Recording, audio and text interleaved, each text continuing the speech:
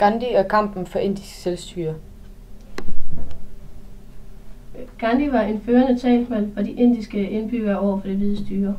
Målet med kampagnen var at opnå selvstyre.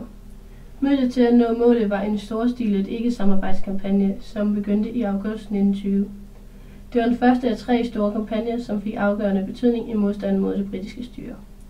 Kampagnen var en ikke-voldelig modstand, og det betød, at inderne skulle tilbagelevere æresbeviserne og nedlægge arbejde i statslige jobs og boykotte valget i 1920.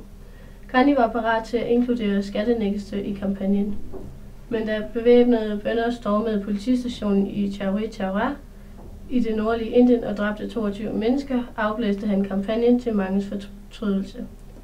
Han gjorde det, fordi bønderne havde forbrudt sig mod princippet om ikke-voldelig modstand. Resultatet af ikke-samarbejdskampagnen var ikke en kæmpe succes, som man havde håbet, men nærmere en skuffelse. Kampagnen opnåede ikke det ønskede mål om selvstyre inden for et år, og det var ikke engang i nærheden af at tro det britiske styre. Kampagnen slog heller ikke igennem i alle dele af Indien, dog løftede kampagnen modstanden mod briterne op på et højere niveau. Spørgsmål 2. Denne kampagne blev til på grund af et løfte, der skulle ligestille inderne med de hvide kolonier. Dog var der ikke sat nogen tidsramme, så derfor satte INC i aktion og krævede fuld uafhængighed. Her var inderne og muslimernes veje dog blevet skilt, da den skrevne rapport ville lede til et hindu-styret Indien, hvilket muslimerne selvfølgelig ikke støttede op om.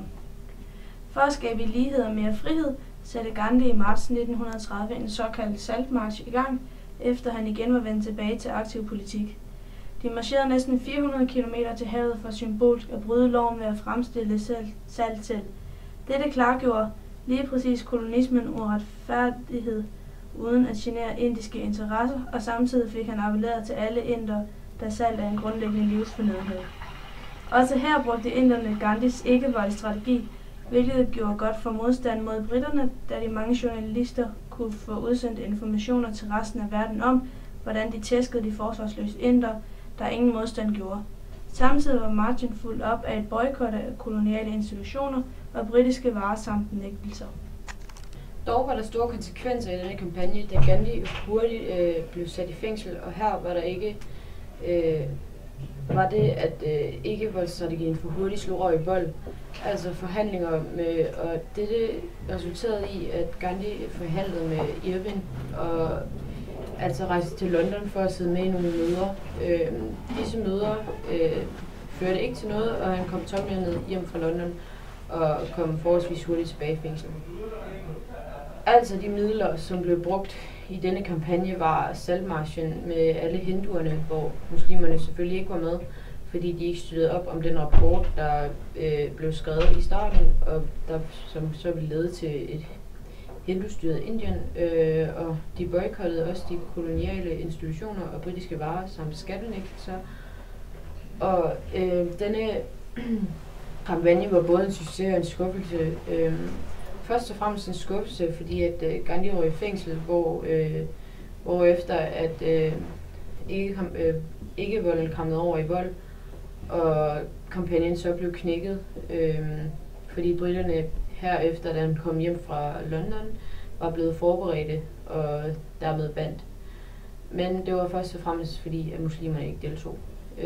De gode resultater var så, at kampagnen opnåede større geografisk udbredelse, og INC fik en prestige og vægt blandt hinduerne i Indien, som organisationen ikke havde haft før.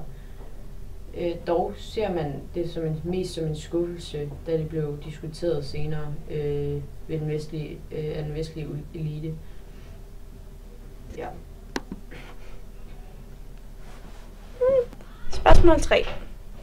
Gandhi og de urørlige. A. Hvad kan man på baggrund af teksterne sige om Gandhis syn på forhold til de urørlige? Gandhi var i starten skeptisk over for de urørlige, men ændrede syn på dem, og hans forhold udviklede sig til at være godt til de urørlige. B. Hvori består uenigheden mellem Gandhi og Ambedkar? Gandhi mener, at der skal være mulighed for at giftes og mødes på tværs af klasser, og at der også skal være plads til de urørlige. Ambedkar mener derimod, at dette kan opnås ved at afskaffe shastraerne.